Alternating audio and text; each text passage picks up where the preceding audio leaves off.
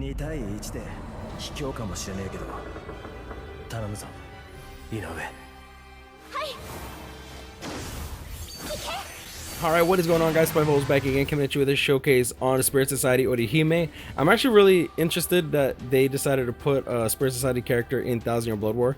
And she is Snow White and the two dwarfs, and you also have Renji just checking out the view. My dude is like nice. But yeah, so let's just get into this character. She's actually pretty good. I am a little disappointed in how weak her heal is just because of the data mining info.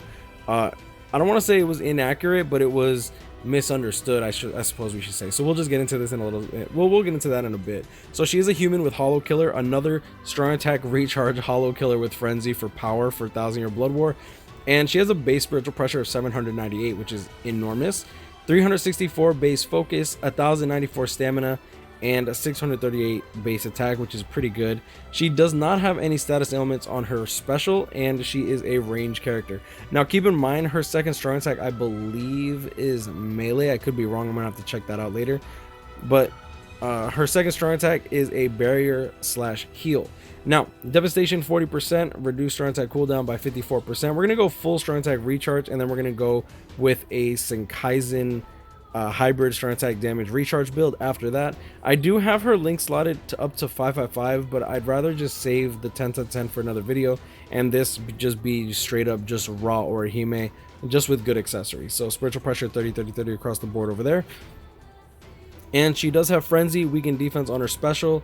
Does she have devastation of 40%, a berserker of 20%, and then with the frenzy she also has healer and medic, and then sprinter +1. Now keep in mind, a healer, what it does is it increases her heal by 30%. So her heal goes from healing for 20% up to 26%. With a Tenjin, no, with a Hojikusai, you go up to 52%. That's a word I haven't used in a while. People were correcting me because I did say Tenjin Tai in one of my videos, but that was a mistake. But yeah, I mean, this character's pretty good. So we're just gonna go into Inheritance Zone, see what she can do, and then we are going to go into Epic Raids and see what she can do there. She's a lot more useful in Epic Raids, in my opinion, than she is in Inheritance Zone or just normal co-op. If you're running with like 2 or 3 Orihimes, I do feel like it will be very, very strong, because you can just constantly have barriers up like non-stop pretty much. Let's not bring an ally, full boosters. Dang, all those Nemayas getting salty.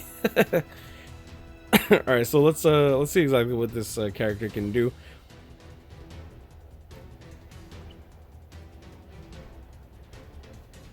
Alright, so let's check this out. Cooldown's at 4 seconds, so she'll be able to do that first strong attack every 4 seconds, which is nice. And that's somewhat useful. Boom, boom. Able to hit the enemies in the back. As you notice, she doesn't really hit for much because she does have the guard break. Hopefully that changes with maybe a new item that K-Lab wants to put out that costs money. Or just make it ticket only that includes guard break. That'd be nice. For a strong attack, as you can see here, like, I wasn't that far away from them. Now I know that you have to be on top of them to actually deal damage.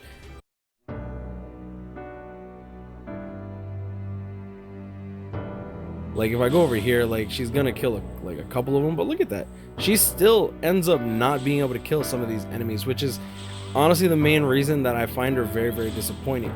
Also, you'll notice that like even with the strong attack recharge build, because her heal also has a barrier, the cooldown on it was increased from the normal 30 to 40 base. I should say 40 base.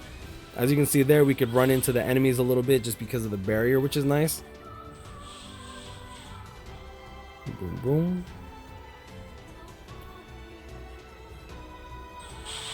Third strong attack, able to kill the big enemies.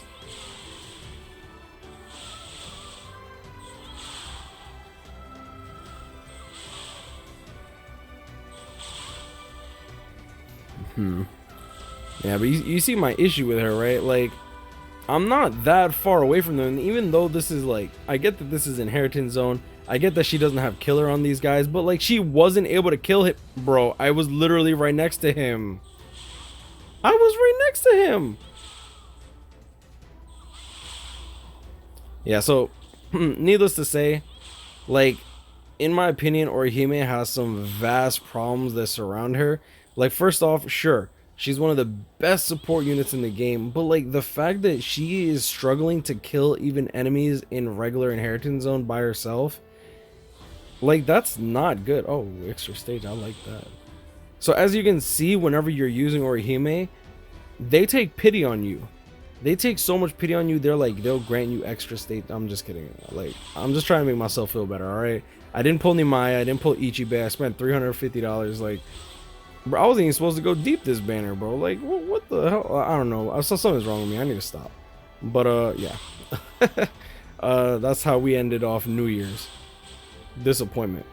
But I mean, like, that just goes to show, like, you're never guaranteed anything in this game, to be honest. Like, I mean, it is what it is. I mean, I get that it's a gacha game, but it's kind of disappointing when every other gacha game you're guaranteed stuff, and then BBS is like, oh, we'll guarantee you something, but you have to pay $80 for this ticket, and only we get to tell you what you can actually pick from. Alright, so let's just see exactly how much her special does.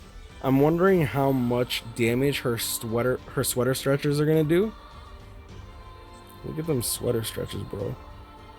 I'll do Ichigo, like, yeah, I'm gonna stick them up. Yeah, I'm just gonna chill. I'm just gonna chill. Not able to deal even half the HP despite having over 800 base spiritual pressure 30 on all of her stuff, along with the hollow bait, fortification pill, and spiritual pressure item, the movie item, I should say. First strong attack, not even able to deal a bar, even though I wasn't even that far away, right? Like, I couldn't have been that far away.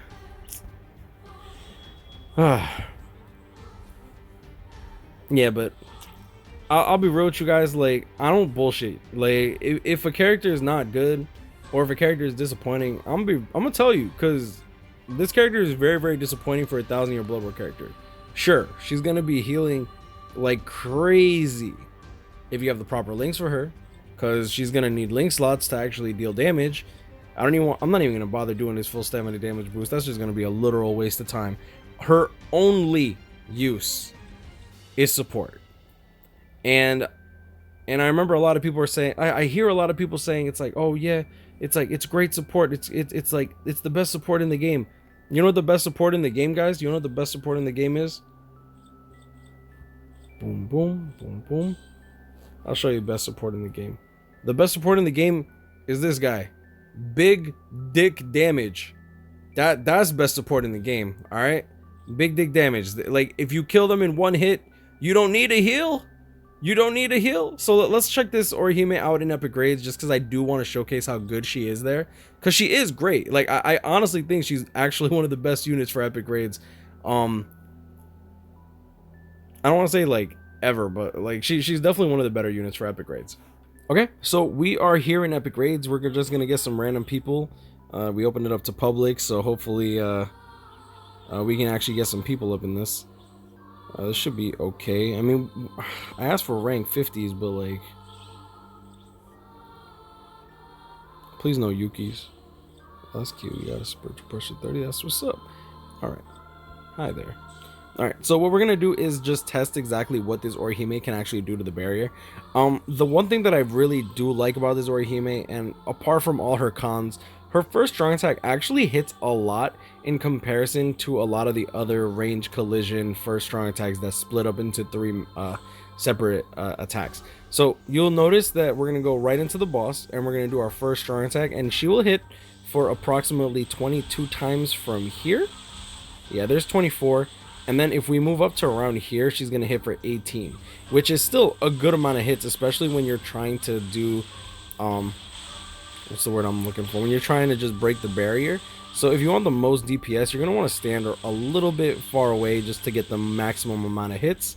So we're just gonna crash and burn. Yeah, so you'll see that, like, without even having to dodge, we just literally just go in, not care. Right side is safe, and we don't even have to dodge. Oh, back fang. Oh, be careful there. But like, you're pretty much protected here, and then you have the Nemus in this epic raid run, so that's even better. So like, as long as there's not a what do you call it, a purple, you're pretty safe almost anywhere you go. Here we go, we do this, we're pretty safe on this. We still have a barrier, so we're good. Now if you're running with more Orihimes, like, you can literally be like really, really lazy in terms of of DPSing, but like it's not even really being lazy, because at the same time, oh snap, because at the same time you're actually dealing more damage by staying in place if you know that you can, even if you know that you're not gonna die, right?